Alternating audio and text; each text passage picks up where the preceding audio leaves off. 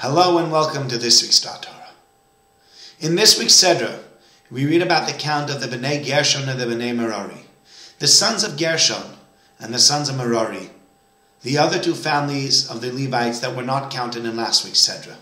Last week we counted the family of Kehos, who had the most important job to carry the most important vessels in the tabernacle as they were moving. And now that we've counted the Bnei Kehos, we move on to counting the sons of Gershon and then the sons of Merari. And the Sedra starts with the following words: Nasso es rosh Bnei Gershon gamheim. Count the family of Gershon, them as well. Lebeis avosam mishpachosam, to the father's households and to all the families. Now what does that mean, gamheim? What does it mean when the Torah says you should count them as well? Of course you should count them as well.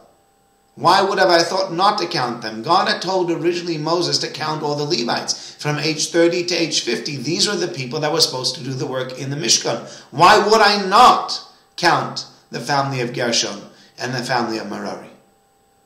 And I think the answer connects in a way to what we spoke about last Shabbos in our sermon.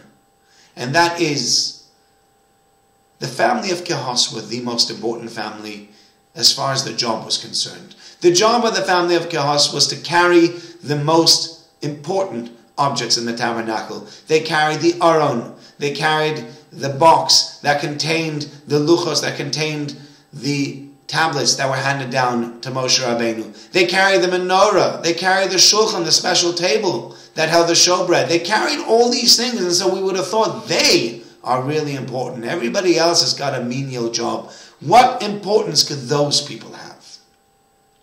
And on that, God tells Moshe Rabbeinu right from the start, Nasso es rosh b'nei Gershon gamheim. Count them as well. They are also important. They are just as important.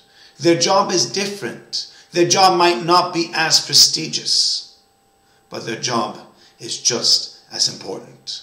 I heard a story tonight from someone I was learning with, which dovetails to the story that we spoke about last week, and I think is a very beautiful story. When the journalists came to Cape Canaveral the first time they sent the man to the moon, there were many people around and they're trying to interview people, and they're trying to get their hands on interviewing almost anybody. And finally a journalist found a janitor, a cleaner, and went over to the cleaner and said to himself, maybe I can interview this guy. This guy looks like he's available. And he says to the cleaner, he says, excuse me, what do you do here? He says, me? I'm the cleaner, and I help people, put people on the moon. The cleaner is also important, and he also helps put people on the moon. Not just the scientist, and not just the IT specialist. And that is what the Torah is telling us. Nasso es rosh b'nei Gershon gamheim. Count the family of Gershon as well, because don't think, let's count the family of Kehos. They're important and everybody else is unimportant. Bnei Gershon gamheim. The family of Gershon is also important. And the truth is, everybody has their job and everybody is important. Never discount anybody. Never think that somebody is not important. As Pirkei Avos says, every person has their time, every person has their place, and every person is important. And that is what the Torah means. Count them as well, because they're just as important as everybody else.